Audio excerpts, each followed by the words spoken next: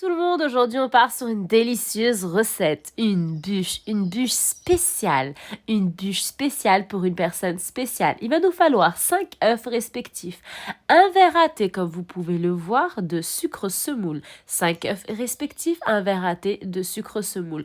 Je viens tout simplement séparer le blanc du jaune. Cette délicieuse recette, cette magnifique recette, cette sublime recette est dédiée pour une personne sublime. Claude, elle est dédiée à toi, mon très cher ami, mon fidèle ami. Tu es un follower. Tu es une personne qui apprécie ce que je fais, qui me soutient, qui est là, qui like, qui commente à plusieurs reprises. Tu es là, tu m'as découverte et je t'ai découvert.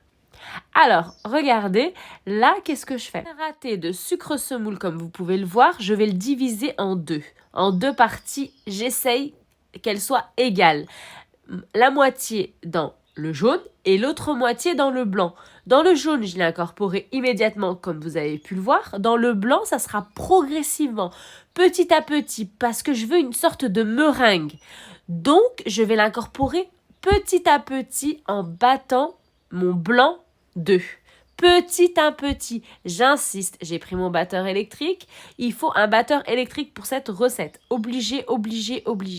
Je vais incorporer le sucre semoule, la moitié de mon verre à thé de sucre semoule progressivement, petit à petit.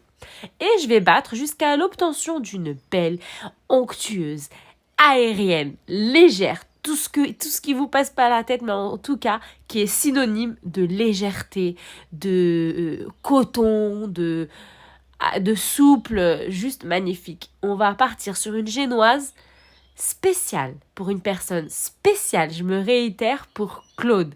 Claude, tu m'as remarqué, tu as vu, tu as pu entrevoir ce que je pouvais fournir, ce que je pouvais apporter, et tu l'apprécies. Donc moi, je t'apprécie comme toi, tu peux apprécier ma chaîne.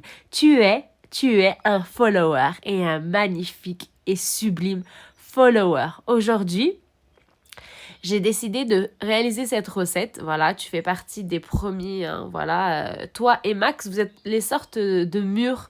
Voilà, un peu les piliers un peu, hein. Ça fait quand même assez longtemps. Tu m'as découvert quand j'ai décidé de cacher mon nombre d'abonnés. Quand j'ai craqué, j'ai décidé de cacher, oui, parce que j'en avais un peu marre de cet effet de concurrence. Ouais, je vais regarder combien elle a le nombre d'abonnés.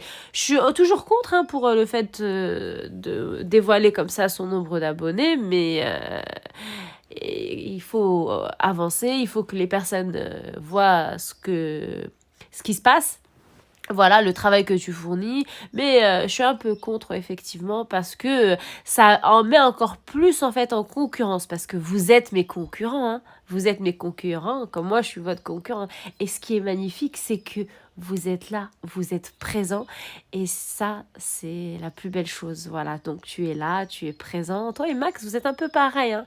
Je vous mets un peu sur le même piédestal, sauf que lui il a plus de présence parce qu'il était là tout au début, mais tu es un peu comme lui, hein, un peu un pilier, hein, voilà, donc quand je me réitère, quand j'ai craqué pour, voilà, j'ai décidé de cacher mon nombre d'abonnés parce que j'en avais marre des personnes qui étaient en dessous de moi, malgré que j'avais pas beaucoup d'abonnés, qui essayaient de me dépasser, bref, j'ai vu des choses qui sont vraiment une cour de récréation.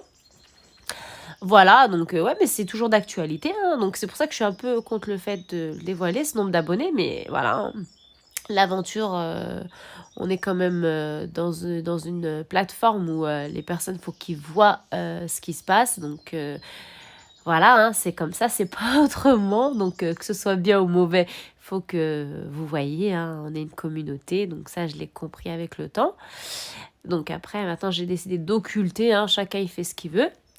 Voilà, donc aujourd'hui, je me livre un peu à vous, je parle un peu, voilà, et voilà. Donc la recette est en train de se confectionner, vous voyez, les blancs d'œufs, les neiges ne tombent pas du saladier. La meringue est parfaitement réussie.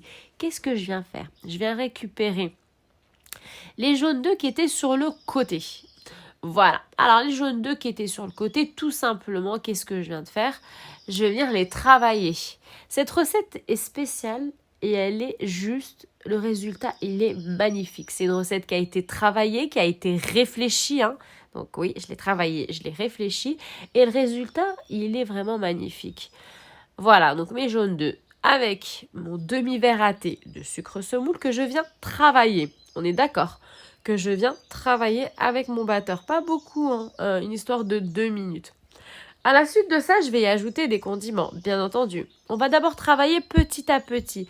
Cette recette, elle n'est pas comme les autres. J'ai pas présenté les ingrédients. Je vous les amène au fur et à mesure.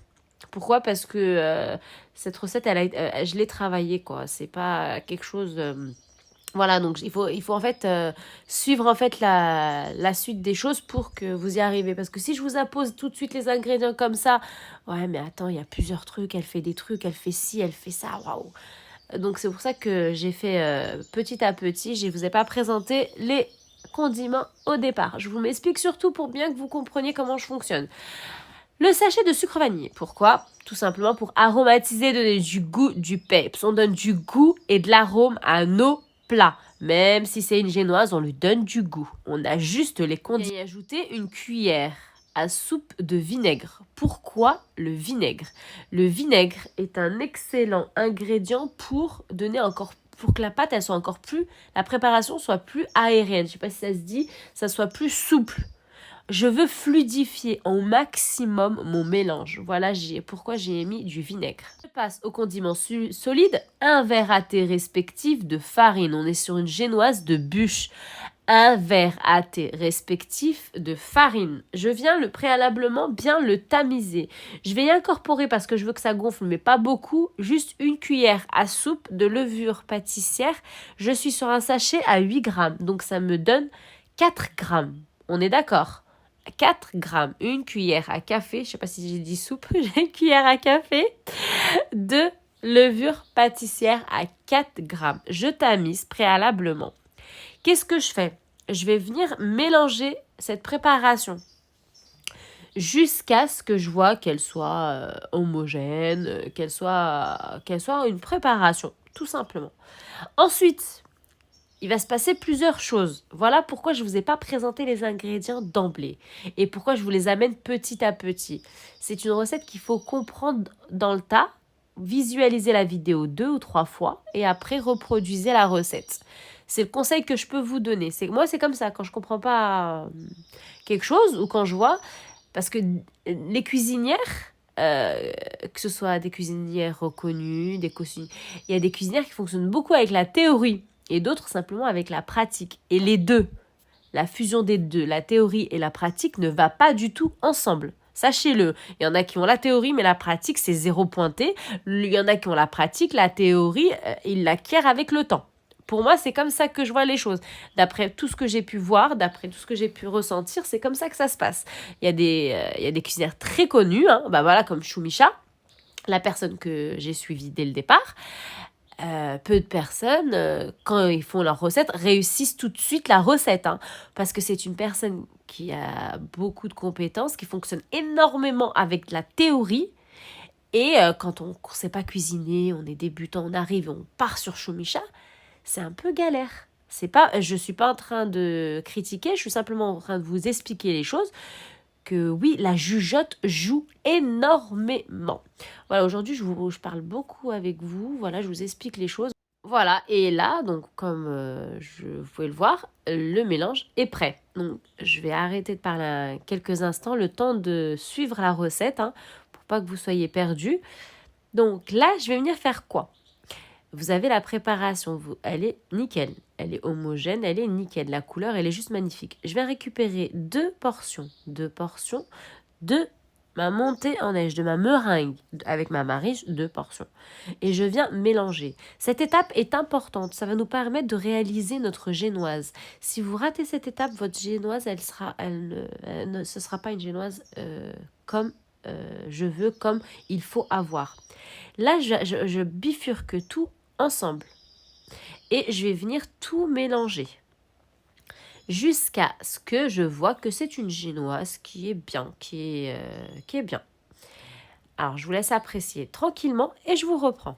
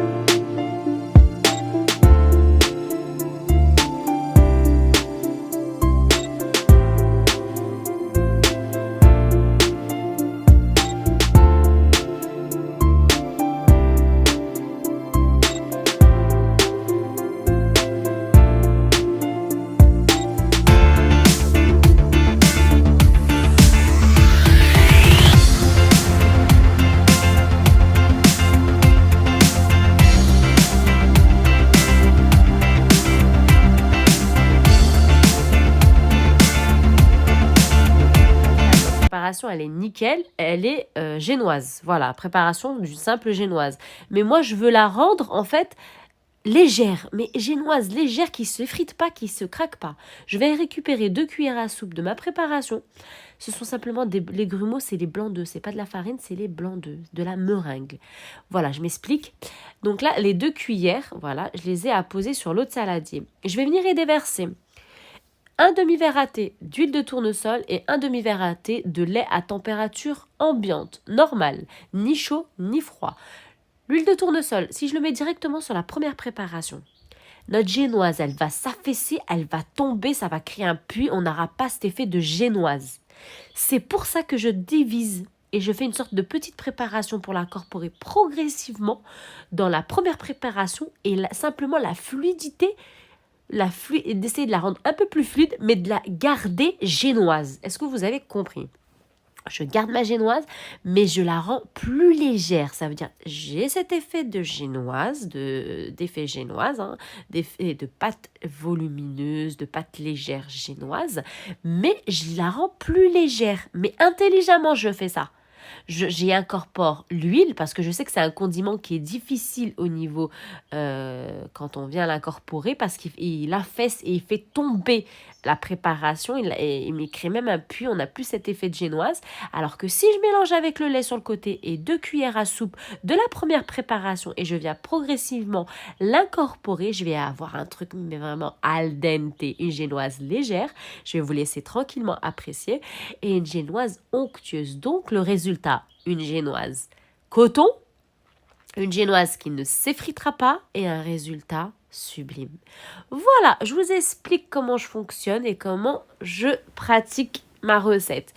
C'est pour ça que je parlais de la théorie ne va pas forcément avec la pratique. Je m'attarde sur ce sujet parce que c'est très important et c'est ce qui fait toute la différence quand vous allez suivre une recette d'une personne, c'est que la personne, sa façon d'expliquer, sa méthode d'explication, sa façon, ses astuces, c'est ce qui va donner, c'est ce qui va jouer. Quand vous pouvez reproduire la recette exactement, c'est que bingo, la personne elle vous a donné le truc. Alors que la théorie, une personne qui va vous donner seulement la théorie, les ingrédients, qui va faire, vous allez penser que c'est facile, oui c'est ça, elle a fait ci, elle a fait ça. Non, elle a dit ça, mais c'est pas ce qu'elle a réellement fait. La théorie ne va pas avec la pratique. Il y en a qui ont la théorie, mais la pratique c'est zéro pointé. Il y en a qui ont la pratique et la théorie, ils l'acquièrent avec le temps. C'est ce qui fait la différence d'une recette. Une recette, pour qu'elle soit parfaitement bien reproduite, il ne faut pas qu'il y ait trop de théorie. Il faut qu'il y ait beaucoup de pratique et beaucoup d'explications. Bon, ça c'est choum, comment elle fonctionne. Voilà, pour que vous compreniez que quand vous reproduisez certaines recettes de personnes, waouh, grandes cuisinières, si elles ne ressortent pas, c'est pas parce que c'est mauvaise cuisinière, c'est parce qu'elle a amené plus de théorie que de pratique et moins d'explications et d'astuces, tout simplement. Voilà, Claude, comme tu peux m'entendre, j'ai beaucoup parlé aujourd'hui. Waouh! Waouh! Ma crème, bien sûr, qui va garnir, ce n'est autre que de la crème chantilly. Donc, un verre à thé respectif de lait à température froid, semi-congelé. Un sachet, voire 2 sachets, ça dépend des sachets, de la taille de sachets pour préparation de poudre pour crème chantilly. Et j'y ajoute 2 kiri et je vais y ajouter un yaourt nature brebis. Vous allez le voir arriver.